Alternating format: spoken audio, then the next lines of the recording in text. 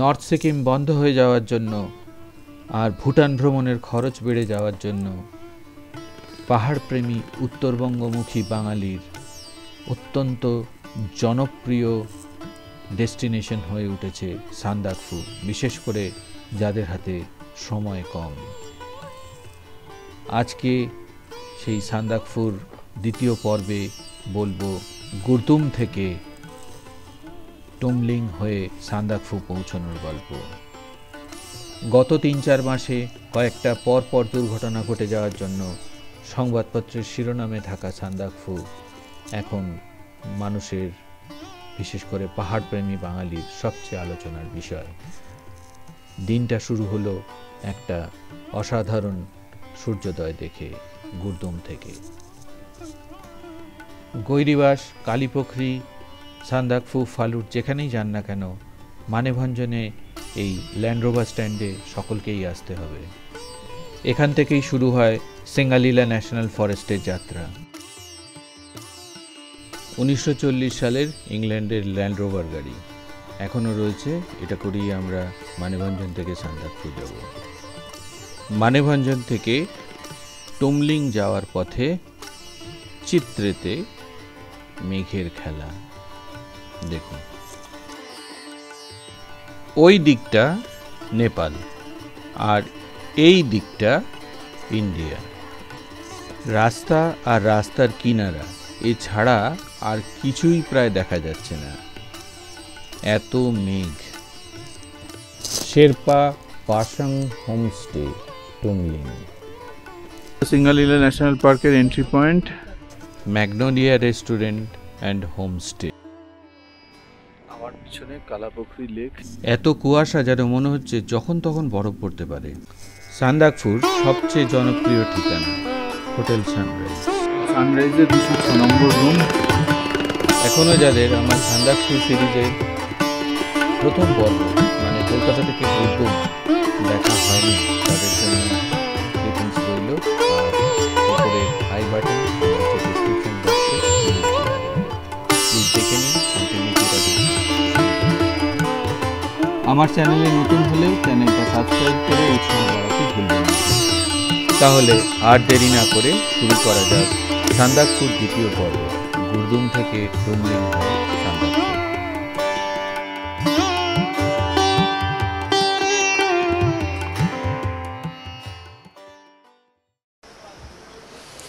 Good morning. আজকে 11 November 2024।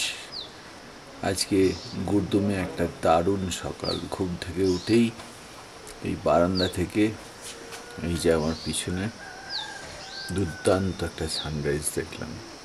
বিছানায় শুয়ে শুয়েই সানরাইজটা দেখা যায়, কিন্তু বারান্দায় বেরোলে আরেকটু ভালো দেখা যায়। 11ই নভেম্বর দিনটা শুরু হলো গুরদুম থেকে দেখা একটা অসাধারণ সানরাইজ দিয়ে। দেখুন কত সুন্দর।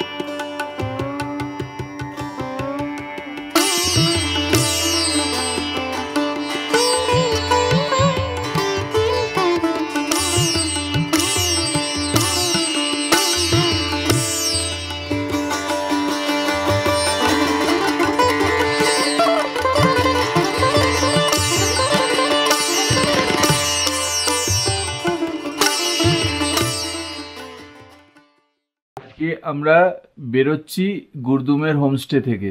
এটা কিন্তু গো অ্যাজ ইউ লাইক হচ্ছে না, সেজেছে একজন টিটি আর একজন সেজেছে রাজেশ খান্না, যেমন খুশি পাশে যাবে। তো দেখা যাক কি দাঁড়ায়। শুধু মিষ্টি দইটা নেই। গুরদুম থেকে বেরোনোর আগে গুরদুমে ব্রেকফাস্ট, ধনেপাতা, কাঁচা লঙ্কা আর ঝাল ঝালচা করে তৈরি করা ওয়াই ওয়াই। দেখা যাক কেমন হয়। আমি ডিম খাই না, তাই ডিম নিয়ে নিই, এর সঙ্গে কিন্তু ডিমও আছে। কাল দেখানো হয়নি, এইগুলো ছোট ছোট হার্টস, এখানেও থাকা যায়, 4-5 জন মতন থাকতে পারে। ঢুকেই বিছানা, আর বিশেষ কিছু নেই, সুন্দর। ভিতরটা পুরো উডেন ফার্নিশড, বিছানা ছাড়া বসতে গেলে বাইরে এসে বসতে হবে। গুরদুমের ব্যাকপ্যাকার্স ক্যাম্প ছেড়ে আমরা বেরিয়ে যাচ্ছি।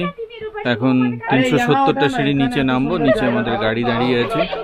তারপর যাব মানেভঞ্জন, মানেভঞ্জনে অফিসিয়াল পারমিটের কাজকর্ম সেরে সেখান থেকে আমরা যাবো টুমলিং। গৈরিবাস, কালীপুখরি, সান্দাকফু, ফালুট, যেখানেই যাবেন এখানেই আসতে হবে পর্যটকদের। এটা সিঙ্গালীলা ল্যান্ড রোভার অ্যাসোসিয়েশনের গুমটি, এখান থেকেই গাড়ির বুকিং হয়। ল্যান্ড রোভার আর বোলেরো এই দু ধরনের গাড়ি যায়, দুটোই এখান থেকে ছাড়ে।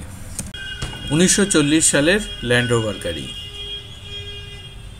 এই গাড়ি বরফের ওপর চলতে সক্ষম, 4x4, সামনে এবং পিছনে দুজোড়া চাকাই মুভ করে। যারা কমফর্ট চাইবেন তাদের জন্য বোলেরো।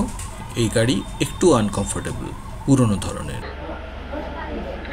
এই হচ্ছে সিট অ্যারেঞ্জমেন্ট, পিছনে 3 থেকে 4 জন, সাইডে 2 জন। কিন্তু ক্যাপাসিটি যাই হোক না কেন এখানে অ্যালাউ হচ্ছে পার গাড়ি ম্যাক্সিমাম 6 জন। সামনে ড্রাইভারের পাশে 1 জন বা 2 জন বসতে পারে। যারা সরাসরি এনজিপি থেকে বা অন্য কোনো জায়গা থেকে মানেভঞ্জন এসে পৌঁছবেন, তাদের থাকার জন্য বহু হোটেল রয়েছে। কিছু স্ক্রিনে দেখালাম। সবচেয়ে বড় কথা, দুপুর 2টোর পরে মানেভঞ্জন থেকে কোনো গাড়ি ওপরে পাহাড়ের দিকে যায় না। এই বিরাট ম্যাপ যা দেখাচ্ছে পুরো সিঙ্গালীলা ন্যাশনাল ফরেস্টের চিত্র। এই গুমটিতে আধার কার্ডের ফটোকপি দেখিয়ে বুকিং করতে হবে। সান্দাকফু ড্রপের চার্জ 5000 টাকা, আর নাইট চার্জ 1500 টাকা। একদিন হলে 1500 টাকা, 2 দিন হলে 3000 টাকা। এই হচ্ছে এখানকার সিস্টেম। ল্যান্ড রোভার বা বোলেরো চার্জের কোনো চার্জ। আমরা অবশেষে ল্যান্ড রোভারেই যাচ্ছি। এই হচ্ছে ল্যান্ড রোভার, আমার পিছনে উপরে মাল তোলা হচ্ছে। শুরু হলো আমাদের ল্যান্ড রোভারে মানেভঞ্জন থেকে টুমলিংয়ের যাত্রা। কালকে আমরা যাব সান্দাকফু।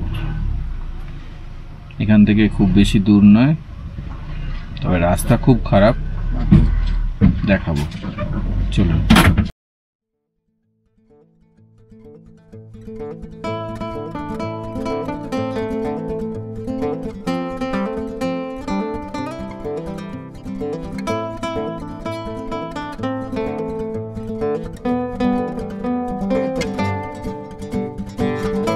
এই দৃশ্য দেখতে দেখাবো বলেই তো আসা, এত কষ্ট করে।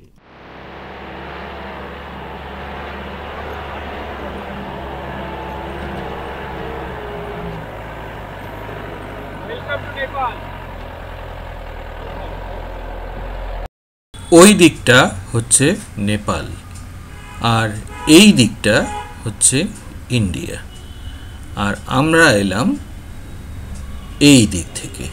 চিত্রে থেকে মেঘমা হয়ে টুমলিং পৌঁছানোর আগে আঁকাবাঁকা পাহাড়ি পথে অপূর্ব শোভা।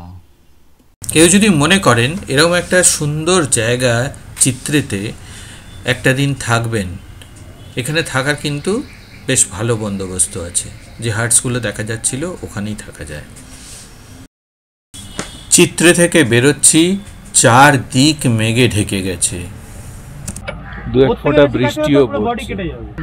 আগামীকাল সকালে কি হবে, টুমলিং থেকে পরিষ্কার আকাশে কাঞ্চনজঙ্ঘা দেখতে পাবো কিনা কে জানে। চিত্রে থেকে মেঘমা হয়ে টুমলিং পৌঁছানোর আগে আঁকা বাঁকা পাহাড়ি পথে অপূর্ব শোভা।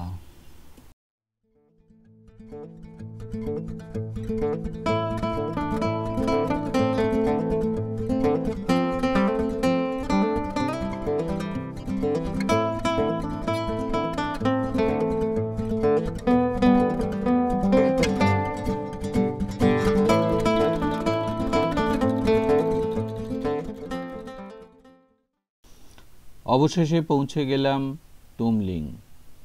সিঙ্গালিলা ন্যাশনাল ফরেস্টের এন্ট্রি গেট এর পরেই, এখান থেকেই শুরু হচ্ছে মূল ফরেস্টের এলাকা।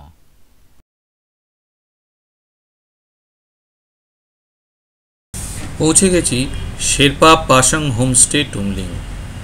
আজকের রাত্রিবাস এখানেই। এই জায়গাটা নেপালে, আমাদের ভারতের নেটওয়ার্কগুলো এখানে কাজ করছে না। সামনের এই জায়গাটা হোমস্টে ডাইনিং এরিয়া, আর তারপরই রয়েছে গেট, যে রাস্তা দিয়ে আমরা ঢুকলাম। ডাইনিং থেকে সরাসরি চলে এলেই পিছন দিকে রয়েছে পরপর কটেজ। এই কটেজটাতে আমার রুম, এক একটা কটেজের মধ্যে 3-4টে করে রুম আছে। ঢুকেই ডান দিকে একটা ডাবল বেডরুম রয়েছে, এটাই আমার। এই রুমটা আমার, ছোট্ট কোজি ডাবল বেড, খাট, টেবিল, একটা সুন্দর জানলা। ভিউ কিছু নেই, নতুন কাঠের গন্ধ রয়েছে। এদিকে পয়েন্ট একটাই, এখানে কিছু জামা কাপড় ঝোলানোর র্যাক আছে। হচ্ছে ওয়াশরুম, মিরর, বেসিন, কমোড, ছোট্টর মধ্যে স্পেসিয়াস। অনেক বেলা হয়ে গেছে, প্রায় 3টে বাজে। লাঞ্চের ডাক পড়েছে, যাই দেখাচ্ছি। ভাত, পাঁপড় ভাজা, আলু ভাজা, একটা আলু বিনসের তরকারি, এদিকে পেঁয়াজ দিয়েছে, শসা দিয়েছে স্যালাডের জন্য, গাজর আছে এর সাথে, লঙ্কা, লেবু, আর এটা লোকাল পিকল, মোস্টলি হোমমেড। এটা এগ কারি আছে, ডাল আছে, আর এখানে একটা লোকাল ঘি দিয়েছে, আর তার সাথে দিয়েছে একটা হ্যাঁ ইমলির চাটনি, মানে তেঁতুলের চাটনি। হ্যাঁ, এইটা ভাতের পাতে গরম ভাতে নিয়ে খেয়ে দেখতে হবে। সবজি 8টা আইটেম সবজি দিয়েছে, ডিফারেন্ট সবজি একটা আছে।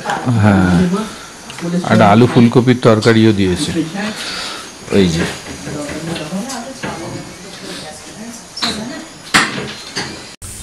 লাঞ্চের পর টুমলিং জায়গাটা একটু ঘুরে দেখতে বেরোলাম। যদিও আকাশ মেঘাচ্ছন্ন, তবুও কিছু ইম্পর্টেন্ট ফোন করতে হবে, তাই বেরোলাম। এখানে কোনো নেটওয়ার্ক নেই, হোয়াটসঅ্যাপই একমাত্র ভরসা।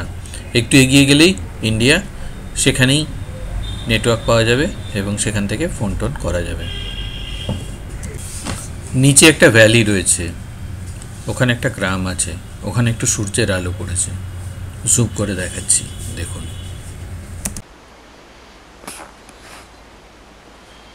এটা একটা গ্রাম, দুটো পাহাড় এসে মিশেছে। এখানে বেশ কয়েকটা বাড়ি দেখা যাচ্ছে।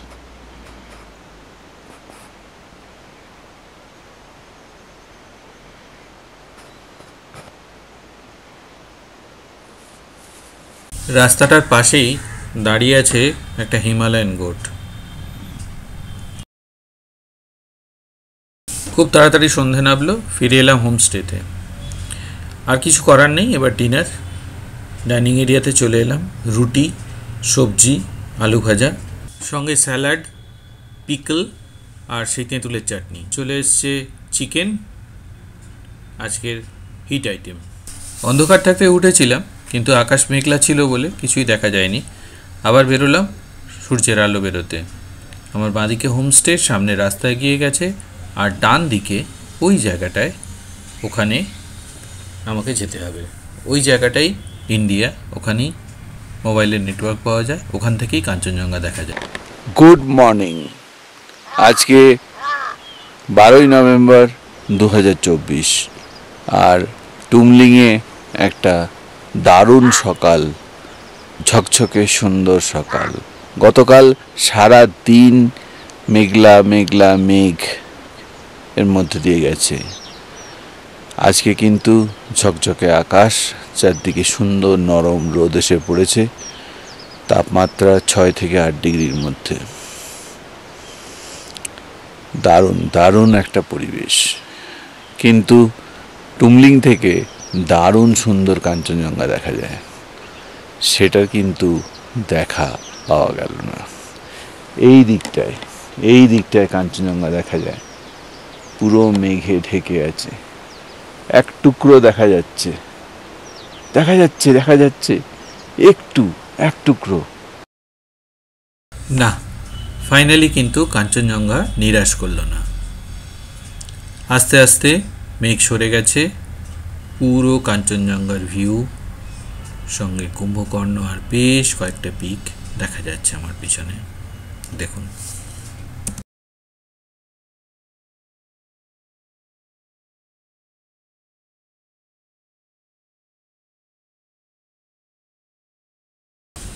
আমি শুভজিৎকে বলছিলাম কাঞ্চনদার সঙ্গে আমার একটা কানেকশান আছে। আমি এলেই কাঞ্চনদা দেখা দেয়। আমি সবচেয়ে বেশিবার উত্তরবঙ্গের পাহাড়ে এসে কাঞ্চনদার দেখা পেয়েছি। গতকাল যেরকম মেঘ আর মেঘলা ওয়েদার ছিল, খুব ভয় ছিল আজকে কাঞ্চনজঙ্ঘা দেখা পাবো কি না। এখন কিন্তু পুরো কাঞ্চনজঙ্ঘার রেঞ্জ পরিষ্কার। এবারও কিন্তু কাঞ্চনজঙ্ঘা আমাকে নিরাশ করল না। এবার ব্রেকফাস্ট করে বেরোতে হবে। ময়দার রুটি গরম গরম, সঙ্গে আলুর তরকারি, আর সঙ্গে রয়েছে আলু ক্যাপসিকাম টমেটো দিয়ে ভাজি।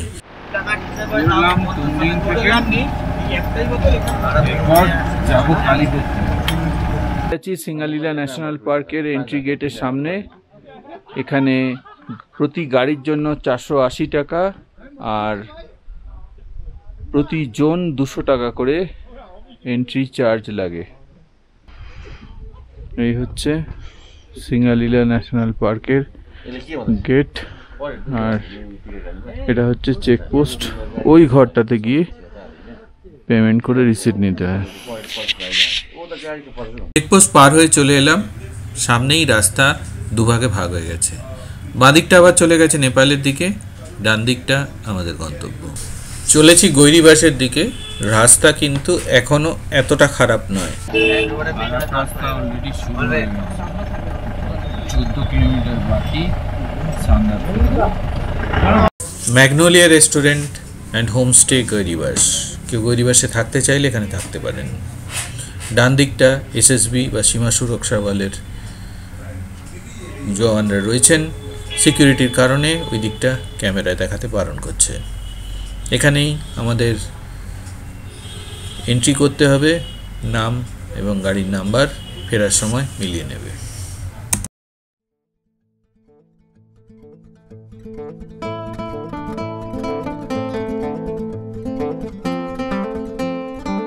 এই রাস্তা কাজা থেকে চন্দ্রতালের কথা মনে করিয়ে দিচ্ছে।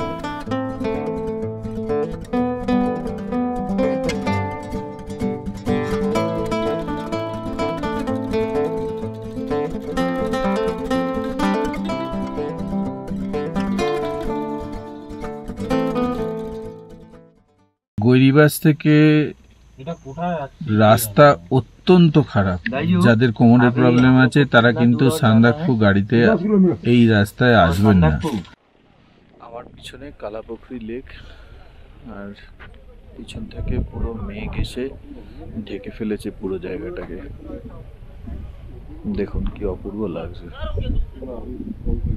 কালাপোখরি থেকে সান্দাকফু 6 থেকে 6.5 কিলোমিটারের মতন। স্থানীয় লোকেদের কাছে অত্যন্ত পবিত্র এই লেকটি। পোখরি মানে লেক, লেকের জল কালো, তাই কালা। যদিও নেপালি ভাষায় কালা শব্দের অর্থ অন্ধকার। অন্ধকার থেকেই এই লেকের নাম এসছে অন্ধকার লেক বা কালাপোখরি।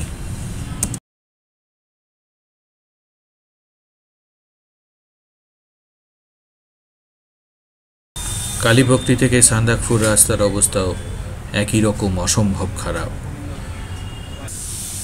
এইভাবে নাচতে নাচতেই চলে এলাম hotel sunrise. Hotel sunrise Sandakphu. হোটেলের উল্টো দিকে এই জায়গাটাই মূল আকর্ষণের কেন্দ্রবিন্দু। হোটেল সানরাইজে এটা আমার রুম। ঢুকেই সামনে যে জানলাটা দেখা যাচ্ছে ওখান থেকে সানরাইজ দেখা যায়। আগামী পর্বে দেখুন আলে মেঘের খেলা। সান্দাকফু ট্যুরের সবচেয়ে বড় আকর্ষণ। সূর্যোদয়ের সময় আমরা মেঘের ওপরে, আর মেঘের সমুদ্রের পিছন থেকে সূর্যোদয় হচ্ছে। পৃথিবীর তৃতীয়, চতুর্থ ও পঞ্চম উচ্চতম শৃঙ্গ কাঞ্চনজঙ্ঘা লোৎসে মাকালুর ওপরে সূর্যের প্রথম কিরণ এসে পড়ে লাল হয়ে যাচ্ছে।